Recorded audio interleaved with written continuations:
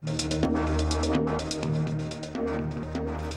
News minute के साथ मैं हूं आयशा तंजीम। मशरकी अफगानिस्तान में 7 तुर्क और 2 रूसी बाशिंदों को शिद्दत पसंद बागी गिरोहों ने अगवा कर लिया है। मकामी हुक्काम के मुताबिक इन गैर मुल्कियों को मौसम की खराबी की वजह से अपना हेलीकॉप्टर जमीन पर उतारना पड़ा था।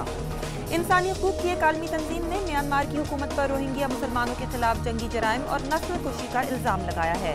ह्यूमन राइट्स वॉच की नई रिपोर्ट में कहा गया है कि नस्ल कुशी की इस मुनज़्ज़म मुहिम में सरकारी मशीनरी और बुद्ध भिक्षु शामिल हैं।